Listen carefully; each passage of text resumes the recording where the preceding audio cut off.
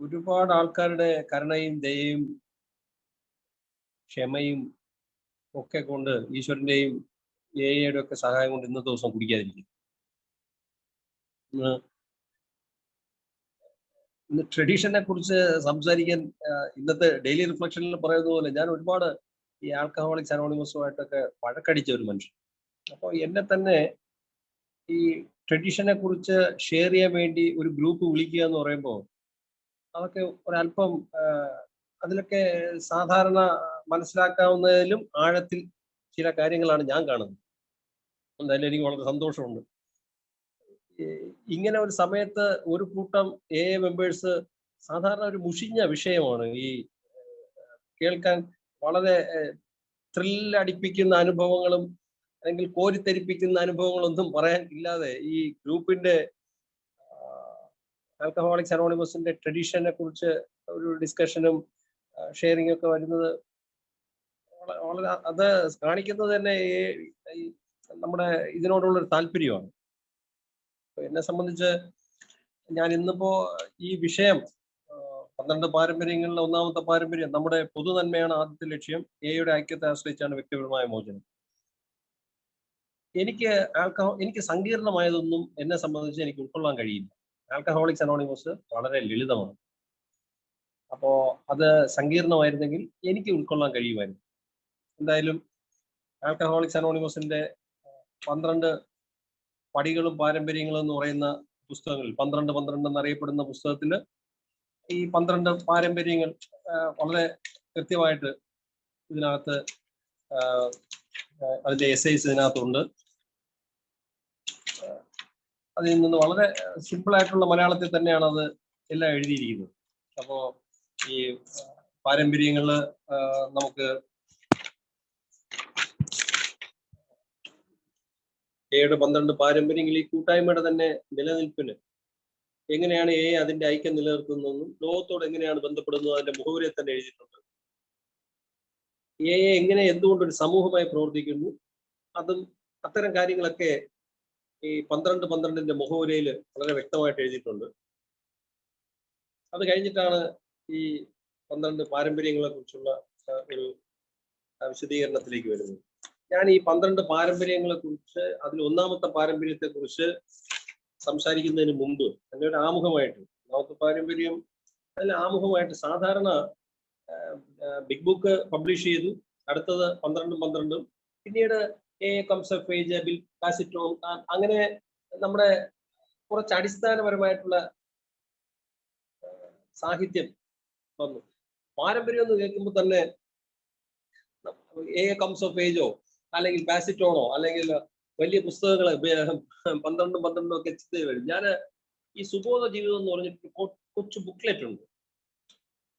അപ്പോ ഞാൻ ആൽക്കഹോളിക്സ് അനോണിമസിൽ വന്നപ്പോ ആദ്യകാലത്ത് ഈ മലയാളത്തിൽ പുസ്തകങ്ങൾ ഇല്ലാത്തതുകൊണ്ട് തപ്പിത്തടഞ്ഞു. പിന്നീട് പടികളും പാരമ്പര്യങ്ങളുമായിട്ട് ബന്ധപ്പെടേണ്ടി വന്നപ്പോ അത് കുറച്ച് ഇത്തിരി നേരത്തെ ഒരു ഒരു ഒരു എന്താണ് ഒരു തടമൊരുക്കൽ, മണ്ണിളക്കൽ നടക്കാത്തത് പോലെ എനിക്ക് തോന്നി. കാരണം അതിനെ സ്വീകരിക്കാനൊക്കെയുള്ള അറിവില്ലായ്മ ഉണ്ടായിരുന്നു. ആ വാക്കാണ് ശരി, അറിവില്ലായ്മ. പിൽക്കാലത്ത് ഈ സുബോധ ജീവിതം എന്നറിയപ്പെടുന്ന പുസ്തകം അതിന്റെ ട്രാൻസ്ലേഷന്റെ സമയത്തൊക്കെ അതുമായിട്ട് ബന്ധപ്പെട്ട ഒരാളാണ്. അപ്പോ ഒരു കൊച്ചു ബുക്ക്ലെറ്റ്, അതില് ഈ സുബോധ ജീവിതം എന്നായിരുന്നില്ല ഈ പുസ്തകത്തിന്റെ പേര്. ശരിക്കും അതിന്റെ പേര് നമ്മുടെ ന്യൂയോർക്കിലെ ട്രാൻസ്ലേഷൻ ഡെസ്കിൽ നിന്ന് അപ്രൂവ് ചെയ്ത് വന്നത് ലഹരി വിമുക്ത ജീവനം, അതായിരുന്നു നമ്മളെ ലഹരി വിമുക്ത ജീവനം. പിന്നീട് നമ്മുടെ ആൽക്കഹോളിക്സ് അനോണിമസിലെ കാര്യങ്ങൾ ചിലപ്പോൾ അങ്ങനെയാണല്ലോ, ചില ഒച്ചപ്പാടും ബഹളവും ഒക്കെ വന്നിട്ട് അതിന്റെ പേര് മാറ്റി സുബോധ ജീവിതം എന്നാക്കി. ആ പുസ്തകത്തിൽ ഒരു നവാഗതൻ ഈ ആൽക്കഹോളിക്സ് അനോണിമസിനകത്ത് വരുമ്പോൾ അയാൾക്ക് കുടിക്കാതിരിക്കാനുള്ള കുറെ ടിപ്സ്. അപ്പൊ അതിനകത്ത് ആ പുസ്തകത്തിനകത്ത് അതിലൊരു ഒരു ഹെഡിങ്ങില് എയുടെ സന്ദേശം വായിക്കുക എന്ന് പറയുന്ന 28ാമത്തെ ഒരു നിർദ്ദേശം. എയുടെ സന്ദേശം വായിക്കുക. അതില് ആൽക്കഹോളിക്സ് അനോണിമസ് എന്ന് പറയുന്ന ടെക്സ്റ്റ് ബുക്കിനെ കുറിച്ച് എഴുതിയിരിക്കുന്നു. 12 പടികളും പാരമ്പര്യങ്ങളും എഴുതിയിരിക്കുന്നു. Alcoholics anonymous comes of age എഴുതിയിരിക്കുന്നു. അങ്ങനെ ഈ ഒരു നവാഗതന് ഈ സാഹിത്യം പരിചയപ്പെടുത്തി കൊടുക്കുന്നു. വളരെ വളരെ സിമ്പിൾ ആയിട്ടുള്ള ഒരു നവാഗതൻ കയറി വരുമ്പോൾ അയാൾ സംസാരിക്കുന്ന അതില് 75 പേജ് നമ്പർ 75 സെക്കൻഡ് പാരയില് ഈ ആൽക്കഹോളിക്സ് അനോണിമസിന്റെ ഈ ടെക്സ്റ്റ് ബുക്കുകൾ എന്തിനാണെന്നുള്ള ഇതുപോലുള്ള സ്പീക്കർ മീറ്റിംഗ്സ് ആൽക്കഹോളിക്സ് അനോണിമസിൽ വളരെ സുന്ദരമായിട്ട് കാര്യങ്ങൾ പ്രസന്റ് ചെയ്യാൻ കഴിവുള്ള 10,000-കണക്കിന് ആൾക്കാരുണ്ട്. അപ്പൊ അവരുടെയൊക്കെ വാമൊഴിയിൽ ആശ്രയിക്കാതെ എന്തുകൊണ്ട് ആൽക്കഹോളിക്സ് അനോണിമസിന്റെ ലിറ്ററേച്ചറിന് പ്രാധാന്യം കൊടുക്കണമെന്ന്, ഈ ലിറ്ററേച്ചറിന് പ്രാധാന്യം കൊടുക്കുന്നത് മനസ്സിലാവണമെങ്കിൽ ഇതിന്റെ ട്രാൻസ്ലേഷൻ പോളിസി മനസ്സിലാക്കണം. നമുക്കൊരു പുസ്തകം മലയാള ഭാഷയിലേക്ക് പരിഭാഷപ്പെടുത്തിയെടുക്കാൻ കടമ്പകളാണ്, വല്ലാത്ത കടമ്പകളാണ്. അത് എന്തുകൊണ്ട് ആൽക്കഹോളിക്സ് അനോണിമസ് അത്തരത്തിലുള്ള നിബന്ധനകൾ വെക്കുന്നു എന്നുള്ളതാണ്. നവാഗതൻ കയറി വരുമ്പോൾ ഇവിടെ എഴുതിയിരിക്കുന്നത് ഈ പുസ്തകം ബിഗ് ബുക്കിലൊക്കെ ഈ പുസ്തകത്തിൽ ആദ്യകാല അംഗങ്ങൾ അവരുടെ യഥാർത്ഥ അനുഭവങ്ങൾ വിവരിച്ചിരിക്കുന്നു. ഇത് ചിന്താ പദ്ധതിയുടെ മുഴുവൻ അടിസ്ഥാന തത്വങ്ങളുടെ പ്രാഥമിക പ്രഭവ കേന്ദ്രമാണ്. നിങ്ങളുടെ വായനയുടെ രീതി എന്ത് തന്നെയാണെങ്കിലും അത് വായിക്കാം, നിരന്തരമായോ അല്ലെങ്കിൽ വല്ലപ്പോഴുമോ വായിക്കാം. മിക്കവാറും എല്ലാ അംഗങ്ങളും യിൽ വന്നാൽ ഉടൻ ഇതിന്റെ ഒരു പ്രതി കരസ്ഥമാക്കുന്നു. എന്നിട്ട് എഴുതിയിരിക്കുന്നത് കൈമറിഞ്ഞു വരുന്ന ആശയങ്ങൾ കേൾക്കുന്നതിനേക്കാൾ അഭികാമ്യമാണ് യുടെ തത്വങ്ങൾ അതിന്റെ മൂല സ്രോതസ്സിൽ നിന്ന് തന്നെ മനസ്സിലാക്കാൻ കഴിയും. അപ്പോ ഒരു നവാഗതൻ കയറി വരുമ്പോൾ തന്നെ ആൽക്കഹോളിക്സ് അനോണിമസ് അഡ്രസ് ചെയ്യുന്ന സുഹൃത്തെ, ഞങ്ങളുടെ അംഗങ്ങളുടെ വാചകോടിയൊന്നും കേൾക്കാൻ നിങ്ങൾക്ക് താല്പര്യമില്ലെങ്കിൽ അതിന്റെ ഒന്നും ആവശ്യമില്ല.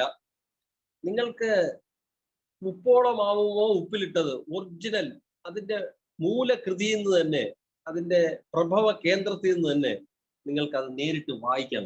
അപ്പോ ഈ 12 അടക്കമുള്ള ആൽക്കഹോളിക്സ് അനോണിമസ് എന്ന ടെക്സ്റ്റ് ബുക്ക് 12 അതുപോലെയുള്ള എല്ലാ പുസ്തകങ്ങളും ഈ ലിറ്ററേച്ചറിന്റെ ഒരു പ്രസക്തി അതാണ്. അത് സംസാരിക്കുന്ന വ്യക്തിയുടെ കാഴ്ചപ്പാടുകൾ വരില്ല. എപ്പോഴും ആൽക്കഹോളിക്സ് അനോണിമസിന്റെ പ്യൂർ ആയിട്ടുള്ള ആ ഒറിജിനൽ മൂല സ്രോതസ് എന്ന് പറയുന്നത് അതാണ്, അതിൽ നിന്ന് തന്നെ കിട്ടും. അതുകൊണ്ട് ഈ ലിറ്ററേച്ചറിന്റെ ഒരു പ്രസക്തി വളരെ വ്യക്തമാണ്. ഇന്നത്തെ ഡെയിലി റിഫ്ലക്ഷനും ആൽക്കഹോളിക്സ് അനോണിമസിന്റെ രീതികളോട് ഒട്ടിച്ചേർന്ന് നിൽക്കുകയാണ്. അതിന്റെ പടികളുടെ പരിശീലനത്തിലായാലും ഗ്രൂപ്പിന്റെ പാരമ്പര്യങ്ങളുടെ കാര്യത്തിലായാലും ആൽക്കഹോളിക്സ് അനോണിമസുമായിട്ട് ഒട്ടിച്ചേർന്നിരുന്നു. ഇത് പറയുമ്പോൾ വളരെ എളുപ്പമാണ്. ഈ വിഷയത്തിലോട്ട്, നമ്മുടെ ഒന്നാമത്തെ പാരമ്പര്യത്തിലോട്ട് കടക്കുന്നതിന് മുമ്പ് ഞാൻ ഇന്ന് ഈ ആൽക്കഹോളിക്സ് അനോണിമസിന്റെ ഒന്നാമത്തെ പാരമ്പര്യം എനിക്ക് ഷെയർ ചെയ്യാൻ വേണ്ടി ഞാൻ റെഫർ ചെയ്ത ബുക്സ്, ഒന്ന് 12 എന്ന് പറയുന്ന പുസ്തകത്തിലെ ഒന്നാമത്തെ പാരമ്പര്യം, രണ്ടാമത് ആൽക്കഹോളിക്സ് അനോണിമസിന്റെ ബിഗ് ബുക്ക്, പിന്നെ ഉള്ളത് പ്രതിദിന മനനങ്ങൾ എന്ന് പറയുന്ന പുസ്തകം, മറ്റൊന്ന് സുബോധ ജീവിതം എന്ന് പറയുന്ന പുസ്തകം, അടുത്തത് ആസ്പിൽ സീസിറ്റ് എന്ന് പറയുന്ന പുസ്തകം. ഇത്രയും പുസ്തകങ്ങളാണ് ഞാൻ ഈ സുബോധ ജീവിതത്തിനെ കുറിച്ചുള്ള അതിൽ നിന്ന് എടുത്തത് ഞാൻ പറഞ്ഞു. ഞാൻ കഴിവതും എൻ്റെ വ്യൂ ഇവിടെ ഒന്നും അവതരിപ്പിക്കാൻ ഉദ്ദേശിക്കുന്നില്ല. ടെക്സ്റ്റുകൾ എന്ത് പറയുന്നു അത് മാത്രം. കാരണം ആൽക്കഹോളിക്സ് അനോണിമസിന്റെ കാര്യത്തിൽ വെള്ളം ചേർക്കാനൊന്നും എനിക്കോ നിങ്ങൾക്കോ കഴിയില്ല, നമുക്കത് അറിയാം. ഡെയിലി റിഫ്ലക്ഷന്റെ പുറകു വശത്ത്, ഡെയിലി റിഫ്ലക്ഷനിലോട്ട് വരുന്നതിന് മുമ്പ് തന്നെ അപ്പൊ ഇത്രയും പുസ്തകങ്ങളാണ് ഞാൻ എൻ്റെ ഈ വിഷയ അവതരണത്തിന് വേണ്ടി ഞാൻ വായിച്ചു നോക്കി. അതുപോലെ കംസ് ഓഫ് ഏജില് നമ്മുടെ ലെഗസിയെ സംബന്ധിച്ചുള്ള 3 ലെഗസിയെ എഴുതിയിട്ടുണ്ട്. പൈതൃകങ്ങളെ കുറിച്ച് എഴുതിയിട്ടുള്ളതിൽ ആ യൂണിറ്റിയെ കുറിച്ചുള്ള ഒരു അധ്യായത്തിലൂടെ ഒന്ന് കടന്നുപോയി. അപ്പൊ അതെനിക്ക് വളരെ ഗുണകരമായിരുന്നു. ഈ ഒന്നാമത്തെ പാരമ്പര്യത്തില് വളരെ ഞാൻ കരുതുന്നത്, ഞാൻ നേരത്തെ പറഞ്ഞതുപോലെ തന്നെ ആ പുസ്തകത്തിൽ നമ്മൾ എല്ലാവരും കടന്നു പോകുമെന്ന് ഞാൻ വിചാരിക്കുകയാണ്. ഒന്നാമത്തെ പാരമ്പര്യത്തില് നമ്മുടെ പൊതുനന്മയാണ് ആദ്യത്തെ ലക്ഷ്യം, യുടെ ഐക്യത്തെ ആശ്രയിച്ചാണ് വ്യക്തിപരമായ മോചനം. ആ പാരമ്പര്യത്തിന്റെ 12 അതിന്റെ ഏറ്റവും അവസാനത്തെ വാക്ക് ദൈവത്തിന് നമ്മെ ആവശ്യമുള്ളിടത്തോളം നമ്മെ ഐക്യത്തോടെ നിലനിർത്തും. ഇതൊരു അങ്ങനെ ഒരു സ്റ്റേറ്റ്മെന്റ് വരികയാണെങ്കിൽ പിന്നെ അതിനു മുമ്പുള്ള സംഗതികൾക്കൊന്നും പ്രസക്തിയില്ല. ദൈവം നോക്കിക്കോളുമല്ലോ. അപ്പോ ദൈവത്തിന് നമ്മെ ആവശ്യമുള്ളിടത്തോളം നമ്മെ ഐക്യത്തോടെ നിലനിർത്തും. അപ്പൊ അതിന്റെ ഭാഗമായിട്ടാണ് ഈ ബിഗ് ബുക്കില് നിങ്ങൾക്ക് വേണ്ടി ഒരു വീക്ഷണം എന്നുള്ള ചാപ്റ്ററിൽ ബിഗ് ബുക്ക് നമുക്കറിയാം 12:12 നേരത്തെ എഴുതിയൊരു പുസ്തകമാണ്. അതിലെ 170 പേജിൽ 3-ാമത്തെ പാരഗ്രാഫിൽ ഇങ്ങനെ എഴുതിയിരിക്കും. അതുകൊണ്ട് നിങ്ങൾ ഓർക്കണം, നിങ്ങളുടെ യഥാർത്ഥത്തിലുള്ള ആശ്രയത്വം എല്ലായ്പ്പോഴും ആ ശക്തിയോടാണെന്ന്. നിങ്ങൾ അതിയായി ആഗ്രഹിക്കുന്ന തരത്തിലുള്ള കൂട്ടായ്മ എങ്ങനെ സൃഷ്ടിച്ചെടുക്കാമെന്ന് ഈശ്വരൻ കാണിച്ചു തരും. അപ്പോ ബിഗ് ബുക്കിനകത്ത് ഈ കൂട്ടായ്മ എങ്ങനെ സൃഷ്ടിച്ചെടുക്കാമെന്ന് ദൈവം കാണിച്ചു തരുമെന്ന് പറയുന്നു. വർഷങ്ങൾക്ക് ശേഷം പാരമ്പര്യങ്ങളുടെ നിർമ്മിതിയിൽ വന്നപ്പോൾ 1-ാമത്തെ പാരമ്പര്യത്തില് ദൈവത്തിന് നമ്മളെ ആവശ്യമുള്ളിടത്തോളം നമ്മെ ഐക്യത്തോടെ നിലനിർത്തുമെന്നും വളരെ വ്യക്തമായിട്ട് പറഞ്ഞു. പിന്നീട് ഈ പാരമ്പര്യത്തെ കുറിച്ച് സംസാരിക്കുമ്പോൾ നമുക്കറിയാം, അതിൽ തന്നെ എഴുതിയിട്ടുണ്ട്, അനുഭവങ്ങളുടെ തീച്ചൂളയിൽ വെച്ചാണ് നമ്മുടെ സമൂഹത്തിന്റെ ഘടന വാർത്തെടുത്തതെന്ന്. വളരെ കൃത്യമാണ്. പാരമ്പര്യങ്ങൾ എന്ന് പറയുമ്പോൾ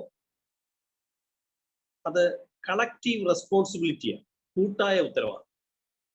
അതാണ് അതിന്റെ കളക്റ്റീവ് ആയിട്ടുള്ള റെസ്പോൺസിബിലിറ്റിയാണ്, കൂട്ടായ ഉത്തരവാദിത്വം, പൊതു നന്മ എന്നൊക്കെ പറഞ്ഞിട്ട്. അപ്പോ ഈ പൊതു നന്മയാണ് നമ്മുടെ പൊതു നന്മയാണ് ആദ്യത്തെ ലക്ഷ്യം. എയുടെ ഐക്യത്തെ ആശ്രയിച്ചാണ് വ്യക്തിപരമായ മോചനം എന്നും പറഞ്ഞു കഴിഞ്ഞിട്ട് ആ പാരമ്പര്യത്തിലേക്ക് വരുമ്പോൾ ഒന്ന് സൂചിപ്പിക്കാനുള്ളത് എ ഗ്രൂപ്പ് എന്ന് വെച്ചാൽ എന്താണ്. അതിന് ദി എ ഗ്രൂപ്പ് എന്ന് പറഞ്ഞൊരു ലഘുലേഖ ഉണ്ട്. അതിൽ വളരെ വ്യക്തമായിട്ട് ആൽക്കഹോളിക്സ് അനോണിമസിന്റെ ഗ്രൂപ്പ് എന്താണെന്ന് എഴുതി. കാരണം ഈ എങ്ങനെ ഗ്രൂപ്പുകളായി നന്നായി ജീവിക്കാനും ഒന്നിച്ച് പ്രവർത്തിക്കാനും കഴിയുന്നു എന്ന പ്രധാനപ്പെട്ട ചോദ്യത്തിന് ഉത്തരം കണ്ടെത്താനാണ് ഈ 12 പാരമ്പര്യങ്ങളും അതിൽ 1-ാമത്തെ പാരമ്പര്യവും. തുടക്കത്തിൽ എങ്ങനെ ഗ്രൂപ്പുകളിലൂടെ നന്നായി ജീവിക്കാനും ഒന്നിച്ച് പ്രവർത്തിക്കാനും കഴിയുന്നു. അപ്പൊ ഗ്രൂപ്പ് എന്താണെന്ന് വെച്ചാൽ നമുക്കറിയാം, 2-3 വ്യക്തികൾ അവര് സുബോധത്തിന് വേണ്ടി മറ്റാരുമായിട്ടും ഒരു അഫിലിയേഷൻ ഇല്ലാതെ പ്രവർത്തിക്കാൻ വേണ്ടി ഉള്ള പ്രവർത്തനത്തിലാണ് ഒരു ഗ്രൂപ്പ് ഫോം ചെയ്യുന്നത്. അതില് പല സ്ഥലത്തും നമ്മുടെ ലിറ്ററേച്ചറിൽ എഴുതിയിട്ടുണ്ട്, 12-ാം പടി പ്രവർത്തനത്തിലൂടെ ഒരു ഗ്രൂപ്പ് ഫോം ചെയ്യുന്നുണ്ട്. പക്ഷെ ഏറ്റവും തമാശ സത്യം എന്ന് പറയുന്നത്, ആൽക്കഹോളിക്സ് അനോണിമസിന്റെ ഗ്രൂപ്പുകൾ ഏറ്റവും കൂടുതൽ വളർന്നിട്ടുള്ളത് ഈ 12-ാം പടി പ്രവർത്തനത്തിന്റെ ഭാഗമായിട്ടല്ല, മറിച്ച് ഇതിലെ അംഗങ്ങൾ തമ്മിലുള്ള റിസന്റ്മെന്റിന്റെ ഭാഗമായിട്ടാണ്. ആൽക്കഹോളിക്സ് അനോണിമസിന്റെ ഹിസ്റ്ററിയിൽ ഗ്രൂപ്പുകൾ വളരാനുള്ള ഒരു വലിയ ഇന്റർനാഷണൽ ആയിട്ട് ചിന്തിച്ചാലും അത് അങ്ങനെ തന്നെ കാണും. പ്രാദേശികമായിട്ട് ചിന്തിച്ചാലും, പ്രത്യേകിച്ച് ഇന്ത്യയിലെയും കേരളത്തിലെ സ്ഥിതി എടുത്താൽ 12 സ്റ്റെപ്പ് വർക്കുകളല്ല കൂടുതൽ ഗ്രൂപ്പുകൾ ഫോം ചെയ്തിട്ടുള്ളത്, റിസന്റ്മെന്റ്സ് ആണ് അതിന്റെ പുറകിലുള്ളത്. ബിൽ വിൽസണും ഡോക്ടർ ബോബും തുടങ്ങിയ കാലത്ത് തന്നെ അക്രോണിലെ ഡോക്ടർ ബോബും ന്യൂയോർക്കിലെ ബിൽ വിൽസണും വളരെ പ്രകടമായിട്ടുള്ള 2 രീതികൾ അന്ന് ആ കാലത്തുണ്ടായിരുന്നു. നമുക്ക് എയുടെ ചരിത്രം നോക്കിക്കഴിഞ്ഞാൽ അതിനെക്കുറിച്ച് അറിയാവുന്ന വരും. അപ്പോ ഈ ഗ്രൂപ്പുകളില് ആ ഗ്രൂപ്പിന്റെ ഡെഫിനിഷനിൽ അതങ്ങനെ വരുന്നു. മറ്റൊരു വിഭാഗവുമായിട്ട് കൂട്ടി നിൽക്കാതെ സുബോധത്തിന് വേണ്ടി നമ്മൾ നിന്ന് പോകുന്ന ഒരു സംവിധാനത്തെ നമ്മുടെ ഗ്രൂപ്പ് എന്ന് പറയാം. അപ്പോ ആ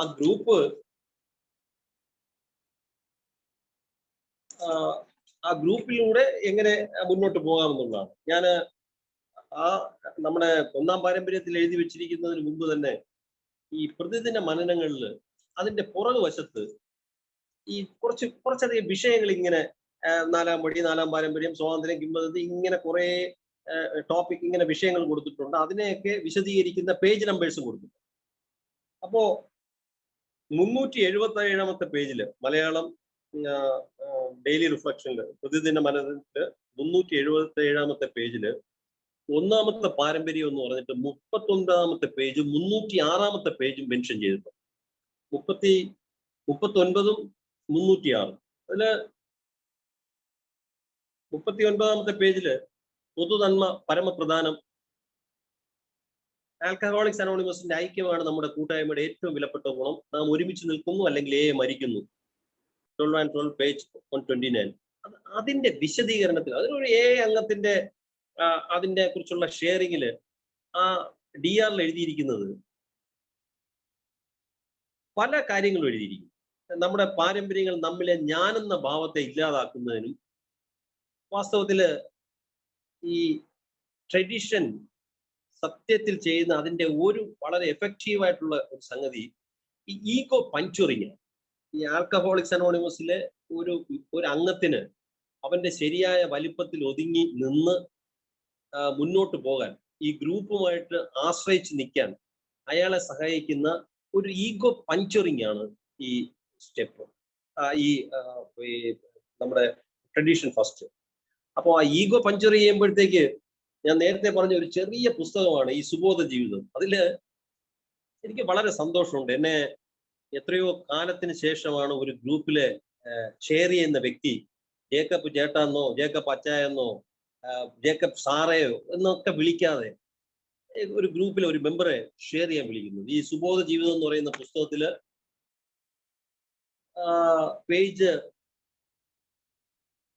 15 അത് ഹെഡിങ് AA-ലും അതിനോടനുബന്ധിച്ചുള്ള പ്രവർത്തനങ്ങളിൽ എഴുതി. ഒരു നവാഗതൻ കയറി വരുമ്പോൾ അയാൾ വായിക്കുന്ന പുസ്തകത്തിൽ എഴുതിയിരിക്കുന്നു, AA-ൽ ആരും ആരുടെ മുകളിലോ താഴെയോ അല്ല, വ്യത്യസ്ത വിഭാഗങ്ങളോ തട്ടുകളോ അധികാര ശ്രേണിയോ AA അംഗങ്ങൾക്കിടയിലില്ല.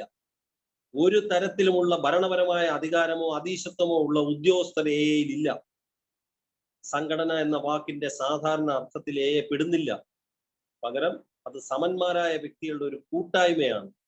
ഓരോരുത്തരും മറ്റുള്ളവരെ അഭിസംബോധന ചെയ്യുന്നത് വീട്ടുപേര് ചേർക്കാതെ ആദ്യത്തെ പേര് ഉപയോഗിച്ചാണ്. ഗ്രൂപ്പ് മീറ്റിങ്ങുകളിലും മറ്റു യോഗങ്ങളിലും ആവശ്യമായ സേവനങ്ങൾ AA അംഗങ്ങൾ തവണ വെച്ച് നോക്കി. ഇത് ഈഗോ പഞ്ച്വറിങ്ങിന്റെ ഭാഗമായിട്ടാണ്. അപ്പോ അതും ഈ സുബോധ ജീവിതത്തിലൊക്കെ ഇതുപോലെ ഒരു ബുക്ക്ലെറ്റിൽ തന്നെ ഒരു നവാഗതൻ കയറി വരുമ്പോൾ തന്നെ ഈ ആൽക്കഹോളിക്സ് അനോണിമസ് വാസ്തവത്തിൽ ഇതിന്റെ മറ്റ് ഇതുപോലെയുള്ള വ്യത്യസ്തങ്ങളായിട്ടുള്ള ഗ്രൂപ്പുകള്, ഫെലോഷിപ്പ്, സംഘടനകള്, പ്രസ്ഥാനങ്ങളുമായിട്ടുള്ള വലിയ വ്യത്യാസം ഇതിന്റെ തനതായിട്ടുള്ള ട്രഡീഷൻസ് ആണ്. അപ്പോ ഇങ്ങനെയുള്ള കുറച്ച് പ്രാഥമികമായിട്ടുള്ള കുറച്ച് കാര്യങ്ങളുണ്ട്. ഞാൻ ഈ ഒന്നാമത്തെ പാരമ്പര്യത്തിലോട്ട് പോകുന്ന മുമ്പ് അടുത്തത് ഞാൻ നേരത്തെ പറഞ്ഞു പ്രതിദിന മനനങ്ങളിലെ ആ ബാക്കിലുള്ള ആ പേജ് നമ്പേഴ്സ് നോട്ട് ചെയ്തു. അതുപോലെ ആസ്ബിൽ സീസിറ്റ് എന്ന് പറയുന്ന പുസ്തകത്തില് അതില് ഒന്ന് റെഫർ ചെയ്ത് നോക്കിയപ്പോ ആസ്ബിൽ സീസിറ്റ് എന്ന് പറയുന്ന പുസ്തകത്തില് ആ പുസ്തകത്തിലെ വിഷയങ്ങൾ അവതരിപ്പിക്കുന്നതിന് മുമ്പ് ഫ്രണ്ട് പേജിൽ നമുക്കറിയാം ഒരുപാട് വിഷയങ്ങൾ, അക്സെപ്റ്റൻസ് പേജ് നമ്പർ ഇത്ര, അഡ്മിഷൻ പേജ് നമ്പർ ഇത്ര, അങ്ങനെ കുറെ കാര്യങ്ങൾ എഴുതിയിരിക്കുന്നത്. അതിൽ U എന്ന് പറയുന്ന ആ വിഭാഗത്തിൽ വരുന്ന യൂണിറ്റി, അതിൽ കുറെ പേജ് നമ്പേഴ്സ് കൊടുത്തിട്ടുണ്ട്. അതിൽ ഏറ്റവും രസകരമായിട്ട് എനിക്ക് തോന്നിയ, പലതും നല്ല രസമാണ്, നമുക്ക് വളരെ വ്യക്തത തരും. ഈ ആൽക്കഹോളിക്സ് അനോണിമസ് വാസ്തവത്തില് ഒരുപാട് സീരിയസ് ആയിട്ടുള്ള ഒരു സംഭവമല്ല. ഈ ട്രഡീഷൻ എന്നൊക്കെ കേൾക്കുമ്പോൾ അല്ലെങ്കിൽ ഇതിനകത്തുള്ള സ്പിരിച്വാലിറ്റിയൊക്കെ വളരെ ലളിതമാണ്. കാരണം ഈ നമ്മളെ മെമ്പേഴ്സിനെ നമ്മളെ സാഹിത്യം പറയുന്ന, അവരെ അഡ്രസ് ചെയ്യുന്ന അത്ര കൊച്ചു കുട്ടികളായിട്ടാണ്. അപ്പൊ ഇതിൽ ഏറ്റവും വലിയ തമാശ ഈ 319 എന്ന് പറയുന്ന പേജില് ആസ്ബിൽ സീസിറ്റില് 319 അതില് ആൽക്കഹോളിക്സ് അനോണിമസിന്റെ 2 അതോറിറ്റീസ്. ഞാൻ നിങ്ങളുടെ കയ്യിൽ ആ പുസ്തകം ഉണ്ടെങ്കിൽ എല്ലാവരും എപ്പോഴെങ്കിലും അതൊന്ന് എടുത്ത് വായിച്ചു നോക്കുന്നത് നല്ലതായിരിക്കും. അതായത് ഹെഡിങ് അതാണ് 2 അതോറിറ്റീസ്. അതിൽ കുറച്ച് കാര്യങ്ങളൊക്കെ വ്യക്തമായിട്ട് എഴുതിയിട്ട് 2 അതോറിറ്റി ആൽക്കഹോളിക്സ് അനോണിമസിൽ ഉണ്ടെന്നാണ് പറയുന്നത്. അത് AA comes of age page 105, പിന്നീട് AA ടുഡേ പേജ് 11. അങ്ങനെ 2 പുസ്തകങ്ങളിലാണ് അത് മെൻഷൻ ചെയ്യുന്നത്. എന്നിട്ട് ഈ പ്രസക്തം, ഞാൻ പറയാൻ ഉദ്ദേശിച്ച പ്രസക്ത ഭാഗം അതിങ്ങനെയാണ്: There is God, our Father, who very simply says, I am waiting for you to do my will. The other authority is named John Barleycorn, and he says, you had better do God's will or I will kill you now. അപ്പോ അത് വളരെ വളരെ തമാശയാണ്. ഒന്നില് ദൈവഹിതത്തിന് ഇന്നത്തെ daily റിഫ്ലക്ഷനിൽ പറയുന്നത് പോലെ alcoholics അനോണിമസിന്റെ രീതികളോട് ഒട്ടിച്ചേർന്ന് ദൈവഹിതം ഞാൻ അന്വേഷിക്കുക, ദൈവം അത് ഓക്കെ പറയും. അതല്ലെങ്കിൽ മദ്യം കാത്തിരിപ്പുണ്ട്. ജോൺ ബാർലിക്കോൺ മദ്യം കാത്തിരിപ്പുണ്ട്. ഒന്നുകിൽ ദൈവഹിതം ചെയ്തില്ലെങ്കിൽ മദ്യം നിന്നെ കൊല്ലുമെന്നാണ് അതിനകത്ത് എഴുതിയിരിക്കുന്നത്. അതൊരു വളരെ തമാശ പിടിച്ച ഒരു സംഗതി. അതുപോലെ ആൽസ്ബിൽ സീസിറ്റിലെ ആ യൂണിറ്റിയെ കുറിച്ചുള്ള, ഐക്യത്തെ കുറിച്ചുള്ള ആ പേജ് നമ്മൾ റെഫർ ചെയ്ത് പോയി കഴിഞ്ഞാൽ ഒരുപാട് ഉൾക്കാഴ്ച ഈ ഒന്നാം പാരമ്പര്യത്തെ കുറിച്ച് ലഭിക്കും. കാരണം ഞാനിത് കുറച്ച് വിസ്തരിച്ച് ഈ കാര്യങ്ങൾ സംസാരിച്ചത്, ഈ ഒന്നാം പാരമ്പര്യങ്ങള് ഒരു പേജിന്റെ ഒരു വശവും മറ്റൊരു പേജിന്റെ ഒരു കാൽ ഭാഗം മാത്രം ഒതുങ്ങുന്ന ഒരു ലളിതമായിട്ടുള്ള ഒരു സംഭവമാണ്. നമുക്ക് വായിച്ചു നോക്കിയാൽ കിട്ടും.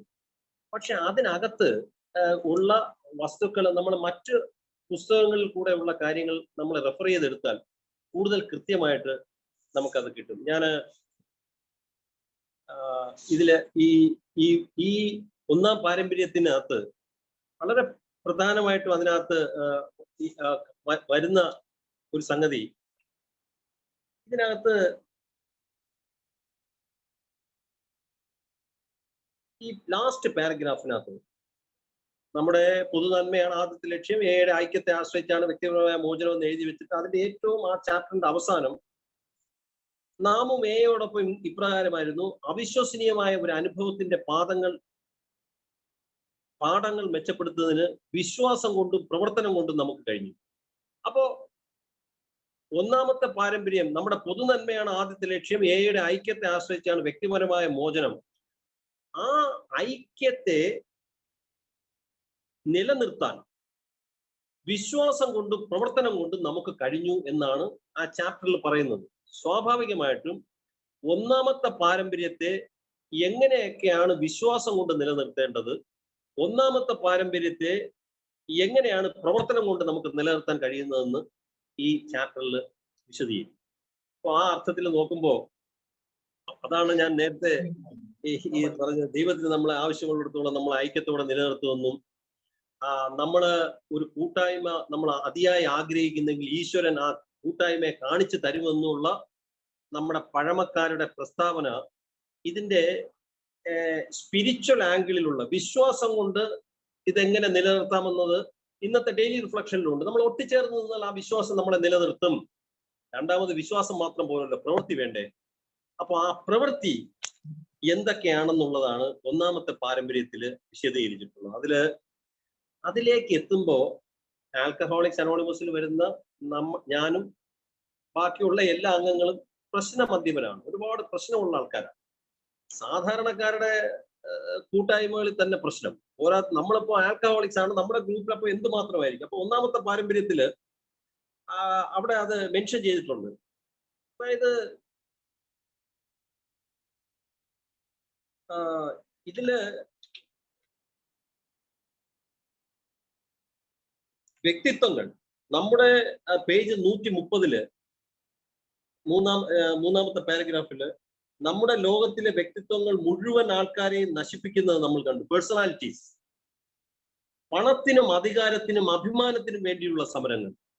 അപ്പോ വ്യക്തികള് നമ്മുടെ ഐക്യത്തെ തകർക്കാതെ നമ്മൾ എങ്ങനെ പ്രവർത്തിക്കാം, വ്യക്തിപരമായിട്ടുള്ള പ്രസ്റ്റീജിന് വേണ്ടിയുള്ള പ്രവർത്തനങ്ങൾ, ഒരു വ്യക്തിയുടെ ഗ്രൂപ്പിനെ ഐക്യത്തെ തകർക്കാതെ എങ്ങനെ പെരുമാറാം, പണത്തിന് വേണ്ടിയുള്ള പ്രവർത്തനങ്ങൾ ഈ ഗ്രൂപ്പിന്റെ ഐക്യത്തെ തകർക്കാതെ നമുക്ക് എങ്ങനെ നോക്കാം, ഇതെങ്ങനെ ചെയ്യാമെന്നുള്ളതാണ് നമ്മുടെ ആൽക്കഹോളിക്സ് അനോണിമസിന്റെ ചോദ്യം. അപ്പോ വ്യക്തിപരമായ മോചനത്തിന് വേണ്ടി നമ്മൾ ഒരിക്കൽ പ്രാർത്ഥിച്ചതുപോലെ തന്നെ തീവ്രമായിട്ട് ഈ ആൽക്കഹോളിക്സ് അനോണിമസിന്റെ ഐക്യത്തിന് വേണ്ടി നിൽക്കണമെന്നാണ് ഇതിൽ എഴുതിയിരിക്കുന്നത്. അപ്പോ ഇനി തുടർന്ന് വരുന്ന പാരമ്പര്യങ്ങൾ ഈ 3 വിഷയത്തെ എങ്ങനെയൊക്കെ അഡ്രസ് ചെയ്യുന്നുള്ളതാണ്. പ്രസ്റ്റീജ്, അധികാരം, പണം. അതിനാണ് ആൽക്കഹോളിക്സ് അനോണിമസിന്റെ മറ്റു പാരമ്പര്യങ്ങൾ, ഇതുമായിട്ട് ബന്ധപ്പെട്ട മറ്റു പാരമ്പര്യങ്ങളിൽ വളരെ കൃത്യമായിട്ട് അതിനെ അഡ്രസ് ചെയ്യാനുള്ള പാരമ്പര്യങ്ങളുണ്ട്. ഇവിടെ നമുക്ക് ഈ ഒന്നാമത്തെ പാരമ്പര്യത്തില് വളരെ വ്യക്തിക്ക് വളരെ സ്വാതന്ത്ര്യമുള്ള ഒരു പ്രസ്ഥാനമാണെന്ന് പറഞ്ഞിരിക്കുന്നു. ഒരു പാരഡോക്സ്, ആൽക്കഹോളിക്സ് അനോണിമസിന്റെ ലിറ്ററേച്ചർ, സാഹിത്യത്തിന്റെ ലാംഗ്വേജ് വളരെ കൗശലപൂർവം ഫിക്സ് ചെയ്തിരിക്കുന്ന ഒരു സംഗതിയാണ്. കാരണം എന്തെങ്കിലും ഒരു ചെറിയ പരാമർശം പോലും ഇത് വായിക്കുന്ന ആൽക്കഹോളിക്കിനെ പെട്ടെന്ന് പ്രതിരോധത്തിൽ കൊണ്ടുവരികയും അയാള് ഒരു പ്രതിഷേധം പെട്ടെന്ന് തന്നെ അയാളുടെ മനസ്സിൽ ഉളവാകുകയും ചെയ്യും. അതുകൊണ്ട് തന്നെ ആൽക്കഹോളിക്സ് അനോണിമസിലെ പഴമക്കാര് ഈ പ്രത്യേകതരം മാനസികാവസ്ഥ മദ്യപാനിക്കുള്ളത് കൊണ്ട് ഇതിനകത്ത് ഉപയോഗിച്ചിരിക്കുന്ന ഭാഷ ഒരിക്കലും ഇത് വായിക്കുന്ന വ്യക്തിയുമായിട്ട് ഏറ്റുമുട്ടൽ വരാത്ത രീതിയിലാണ് ക്രിയേറ്റ് ചെയ്തിരിക്കുന്നത്. അപ്പോ ഈ ഒന്നാമത്തെ പാരമ്പര്യത്തിലെ ആദ്യത്തെ കാര്യങ്ങളിൽ വ്യക്തിക്ക് വളരെ പൂർണ്ണമായിട്ടുള്ള സ്വാതന്ത്ര്യം ഉണ്ടെന്നാണ് അതിൽ എഴുതിയിരിക്കുന്നത്. ചിന്തിക്കുന്നതിനുള്ള വ്യക്തിയുടെ അവകാശത്തെ കൂടുതൽ സംരക്ഷിക്കുന്നതിന് മറ്റൊരു പ്രസ്ഥാനമില്ല. എന്തെങ്കിലും ചെയ്യുന്നതിനോ മറ്റൊരാളെ നിർബന്ധിക്കാൻ ഒരു എഐക്കും കഴിയില്ല. ആരെയും ശിക്ഷിക്കുവാനോ പുറത്താക്കാനോ കഴിയില്ല. രോഗശമനത്തിലേക്കുള്ള നമ്മുടെ 12 പടികളും നിർദ്ദേശങ്ങളാണ്. എഐയുടെ ഐക്യം ഉറപ്പാക്കുന്ന 12 പാരമ്പര്യങ്ങളിലും ഒരൊറ്റ അരുത് പോലും ഇല്ല. അവർ ആവർത്തിച്ച് പറയുന്നത് നമ്മൾ ചെയ്യേണ്ടത് എന്നാണ്. പക്ഷെ നിങ്ങൾ തീർച്ചയായും ചെയ്യണം എന്നൊരിക്കലും പറയുന്നില്ല. ഇതേ പുസ്തകങ്ങൾ എഴുതിയ മനുഷ്യർ തന്നെയാണ് നേരത്തെ ഒരു തമാശ എഴുതിയത്. ഒന്നുകിൽ ദൈവത്തിന്റെ വഴി എടുക്കാം, അല്ലെങ്കിൽ കുപ്പിയുടെ വഴി പോയി മരണപ്പെടാം. ഇതേ ശൈലി ഈ പാരമ്പര്യത്തിൽ മറ്റൊരിടത്തൂടെ എഴുതിയിരിക്കുന്നു. അതായത് എഐയിലെ അംഗത്തിന് മോചനത്തിന്റെ തത്വങ്ങൾ അനുസരിച്ച് പെരുമാറേണ്ടി വരും. അയാളുടെ ജീവിതം സത്യത്തിൽ ആത്മീയ തത്വങ്ങളോടുള്ള അനുസരണയെ ആശ്രയിച്ചിരിക്കുന്നു. അയാൾ അധികം ദൂരത്തേക്ക് വ്യതിചലിക്കുകയാണ്, അതിന്റെ പിഴ ഉറപ്പും ക്ഷിപ്രവുമാണ്. അയാൾ രോഗിയാവുകയും മരിക്കുകയും ചെയ്യും. ഈ മരണമെന്ന് പറയുന്നതാണ് വലിയ ഒരു മരണം എന്ന് പറയുന്ന അവസാനമാണ്. അപ്പോ ഈ ആൽക്കഹോളിക്സ് അനോണിമസിന്റെ ട്രഡീഷനുമായിട്ട് ബന്ധപ്പെട്ട് അത്രയും ശക്തമായിട്ടുള്ള ഒരു വാക്ക് ഉപയോഗിച്ചിരിക്കുന്നത് ഈ പാരമ്പര്യത്തിൽ മാത്രമേ. അപ്പോൾ ആത്മീയ തത്വങ്ങളോട് ഒരു പരിധി വിട്ട് ചെറിയ തെറ്റുകളൊക്കെ സംഭവിക്കുക. ഇതിനകത്ത് ആരും നമ്മളാരും തന്നെ വലിയ സംഭവങ്ങളല്ല. അപ്പോൾ ഈ ആൽക്കഹോളിക്സ് അനോണിമസിലെ ഐക്യത്തിനെ സംബന്ധിക്കുന്ന സംഗതികൾ എന്താണ്? ഒന്നുമില്ല. അതായത് ഈ കൊച്ചു ഇൻഫൻസി വളർച്ചയുടെ കുട്ടിത്തം ഇൻഫന്റ് ആയിട്ടുള്ള ആൾക്കാര് കാണിക്കുന്ന ഗ്രോയിങ് പെയിൻസ്, അങ്ങനെയാണ് സാഹിത്യം നമ്മളെ കാണിക്കുന്നത്. അതായത് കുട്ടിത്തം കൊച്ചു മനുഷ്യര് ഈ ബിൽസിറ്റില് അത് പല ഞാൻ നേരത്തെ മെൻഷൻ ചെയ്ത യൂണിറ്റിയെ സംബന്ധിക്കുന്ന പേജുകൾ റെഫർ ചെയ്ത് കഴിഞ്ഞാൽ അത് മനസ്സിലാവും. ആ കുട്ടിത്തത്തിന്റെ വളർച്ചയുടെ കുട്ടികൾ വളരുമ്പോൾ കാണിക്കുന്ന ചില പ്രശ്നങ്ങൾ മാത്രമാണ്. ഇപ്പോ ഗ്രൂപ്പിന്റെ പൊതു നന്മയെ ബാധിക്കുന്ന കാര്യങ്ങൾ നമ്മൾ ഒന്ന് ചിന്തിച്ചു നോക്കിയാൽ ഒരു നിസ്സാര കാര്യങ്ങളായിരിക്കും. ഒരു സെക്രട്ടറി എന്റെ പേര് വിളിച്ചില്ല, ഒരു സെക്രട്ടറി അല്ലെങ്കിൽ ഗ്രൂപ്പ് മീറ്റിംഗ് കഴിഞ്ഞ് സംസാരിച്ചപ്പോ തോമസും പ്രഭാകരനും അവരുടെ ഫ്രണ്ട്സിന്റെ അടുത്ത് മാത്രമേ സംസാരിച്ചോളൂ. ഗ്രൂപ്പിലെ കിറ്റിക്ക് ഇത്രയും പൈസ ആവശ്യം വന്നപ്പോ അത് ഞാൻ കൂടുതൽ ഇട്ടു, അവർ കൂടുതൽ ഇട്ടില്ല. ഷെയറിങ്ങിന് മറ്റേ ആൾക്ക് സമയം കൊടുത്തു, എനിക്ക് തന്നില്ല. ഇതൊക്കെ ആയിരിക്കും ചിലപ്പോൾ ഒരു ഗ്രൂപ്പില് ഇന്റേണൽ ആയിട്ടുള്ള സംഭവങ്ങൾ. അതിനുവേണ്ടി വളരെ ശക്തമായിട്ട് നമ്മൾ പോരടിക്കുകയും ചെയ്യും. മറ്റൊരു പ്രശ്നമുണ്ട്, ഗ്രൂപ്പുകളിലെ ഒരു ഗ്രൂപ്പ് മറ്റൊരു ഗ്രൂപ്പിന്റെ ആൽക്കഹോളിക്സ് അനോണിമസിന്റെ മൊത്തത്തിലുള്ള കാര്യങ്ങളിലേക്ക് ഞങ്ങൾ പിന്നെ ക്രിസ്ത്യാനികൾ ഉള്ള ഗ്രൂപ്പാണ്, അതുകൊണ്ട് ഞങ്ങൾ കാത്തലിക് ഗ്രൂപ്പ് എന്ന് അറിയപ്പെടും. ഞങ്ങൾ പ്രൊട്ടസ്റ്റന്റുകാരുള്ള ഗ്രൂപ്പാണ്, അതുകൊണ്ട് പ്രൊട്ടസ്റ്റന്റ് ആണ്. ഞങ്ങൾ കമ്മ്യൂണിസ്റ്റുകാരായിട്ടുള്ളതാണ്. കംസ് ഓഫ് ഏജിൽ വളരെ വ്യക്തമായിട്ട് എഴുതിയിട്ടുണ്ട്. അപ്പോ നമ്മുടെ പൊതു നന്മയെ ആൽക്കഹോളിക്സ് അനോണിമസിന്റെ നമുക്ക് ഒരു വ്യക്തിക്കും ഗ്രൂപ്പിനും സ്വാതന്ത്ര്യം തരുന്നുണ്ട്. പക്ഷേ പൊതു നന്മയെ ബാധിക്കുന്ന തരത്തില് അത് എടുക്കരുത്. അങ്ങനെ ആൽക്കഹോളിക്സ് അനോണിമസ് ഐക്യത്തോടെ നിൽക്കണം. അങ്ങനെ ഐക്യത്തോടെ നിന്നില്ലെങ്കിൽ ഈ അന്വേഷിച്ചു വരുന്ന നവാഗതർക്ക് ഇതിന്റെ സന്ദേശം കിട്ടില്ല എന്നുള്ളതാണ് ഈ ഒന്നാമത്തെ പാരമ്പര്യത്തില് എഴുതിയിരിക്കുന്നത്. അതില് ഒരു കഥയും കൂടെ എഴുതിയിട്ടുണ്ട്. ഒരു വിമാനം തകർന്ന് സമുദ്രത്തിൽ കുറെ പേര് പെട്ടുപോയി. അങ്ങനെ തകർന്ന് കിടക്കുന്ന ആൾക്കാര് റൊട്ടിക്കും വെള്ളത്തിനും വേണ്ടി, ഭക്ഷണത്തിനും വെള്ളത്തിനും വേണ്ടി ആരും സ്വാർത്ഥരാക്കരുത്. ഓരോരുത്തരും മറ്റുള്ളവരെ പരിഗണിക്കേണ്ടത് ആവശ്യമാണ്. ഈ ഈ ഒന്നാമത്തെ പാരമ്പര്യത്തില് അവർ പിന്നെയും ഹൈലൈറ്റ് ചെയ്യുന്ന ഒന്ന്, നമ്മള് നമ്മുടെ ഉള്ളിൽ ഉയരുന്ന പല ആഗ്രഹങ്ങളെയും ഒരു ത്യാഗ മനോഭാവത്തോടു കൂടി, ഒരു ത്യാഗ മനോഭാവത്തോടു കൂടി നമ്മൾ ശമിപ്പിക്കുകയും മറ്റുള്ളവരെ പരിഗണിക്കുകയും വേണമെന്ന്. അപ്പോ അത്തരം അങ്ങനത്തെ ഒരു നിരീക്ഷണം കൂടെ ഇതിലുണ്ട്. കാരണം അതിനുവേണ്ടി പ്രത്യേകിച്ച് എഴുതിയിരിക്കുന്നത് തന്റെ ഉള്ളിലെ ആഗ്രഹങ്ങളുടെയും ഉത്കർഷങ്ങളുടെയും മുറവിളി അത് ഗ്രൂപ്പിനെ അപായപ്പെടുത്തുമ്പോഴൊക്കെ നിശബ്ദമാക്കപ്പെടേണ്ടതുണ്ടെന്ന് അയാൾ മനസ്സിലാക്കുന്നു. ഗ്രൂപ്പ് അതിജീവിക്കുന്നില്ലെങ്കിൽ വ്യക്തി അതിജീവിക്കുന്നില്ലെന്ന് മനസ്സിലാകുന്നു. അപ്പൊ വളരെ പ്രധാനപ്പെട്ട ഒരു സംഗതിയാണ് ഇത്. ഓരോ വ്യക്തിയെ സംബന്ധിച്ചും അയാളുടെ ഗ്രൂപ്പില് എന്തൊക്കെയാണ് അവിടുത്തെ പൊതു നന്മയ്ക്ക് വിഘാതമായിട്ട് അയാൾക്ക് തോന്നുന്നത്. പലതും തോന്നാം. ഗ്രൂപ്പിലെ സേവകരുടെ കാര്യം തോന്നാം, ഗ്രൂപ്പിന്റെ പ്രവർത്തനം തോന്നാം, മറ്റൊരു ഗ്രൂപ്പിന്റെ പ്രവർത്തനം തോന്നാം. അപ്പൊ അത്തരത്തിലുള്ള കാര്യങ്ങളുടെ ഡിസ്കഷനിലൊക്കെ നമുക്ക് എങ്ങനെയെന്നുള്ളതാണ്. അപ്പോ ആ ഒന്നാം പാരമ്പര്യം നിലനിർത്താൻ വേണ്ടി വിശ്വാസം കൊണ്ടും പ്രവർത്തനം കൊണ്ടും എങ്ങനെ സാധിക്കുമെന്ന് നമ്മൾ നേരത്തെ നോക്കി. അതില് നമുക്കൊരു ഈശ്വരഹിതം, ഇപ്പോ ഗ്രൂപ്പിന്റെ പൊതു നന്മയ്ക്ക് വേണ്ടി ഒരു നമുക്ക് ഇഷ്ടപ്പെടാത്ത ഒരു കാര്യം വന്നു, അല്ലെങ്കിൽ ആൽക്കഹോളിക്സ് അനോണിമസിന്റെ മൊത്തത്തിൽ ബാധിക്കുന്ന ഒരു കാര്യം നമ്മുടെ ഗ്രൂപ്പ് ചെയ്യണോ വേണ്ടയോ എന്നുള്ള ഒരു ചർച്ച വന്നു, ഒരു പ്രശ്നം വന്നു, ഒരു തർക്കം വന്നു. അവിടെ ഈശ്വരഹിതം അന്വേഷിക്കാനുള്ള ഒരു മനസ്സ് എനിക്ക് കാണിക്കാൻ പറ്റുമോ ഇല്ലയോ എന്നൊരു ചോദ്യം. അവിടെ ഈശ്വരഹിതം അന്വേഷിക്കുമ്പോൾ സാക്രിഫൈസ് എന്നുള്ള ഒരു എലിമെന്റ് കൂടെ അതിൽ വെച്ചിട്ടാണ് നമ്മൾ ആ ഈശ്വരഹിതം അന്വേഷിക്കുന്നത്. അതില് തീരുമാനങ്ങൾക്ക് വേണ്ടി കാത്തിരിക്കാൻ, ഒന്നാമത്തെ പാരമ്പര്യത്തെ സംരക്ഷിക്കാൻ തീരുമാനങ്ങൾക്ക് വേണ്ടി കാത്തിരിക്കാൻ എനിക്ക് മനസ്സുണ്ടോ? ഗ്രൂപ്പിലെ മറ്റംഗങ്ങളെ കേൾക്കാൻ എനിക്ക് മനസ്സുണ്ടോ? പക്ഷം പിടിക്കാതിരിക്കാൻ എനിക്ക് മനസ്സുണ്ടോ? പരസ്പര ബഹുമാനവും സ്നേഹവും എനിക്കുണ്ടോ? ഒരാളുടെ അഭിപ്രായത്തിനോട് വിയോജിപ്പ് രേഖപ്പെടുത്തുമ്പോൾ, അല്ലെങ്കിൽ മറ്റൊരു ഗ്രൂപ്പിന്റെ പ്രവർത്തനത്തിനോട് വിയോജിപ്പ് രേഖപ്പെടുത്തുമ്പോൾ അത്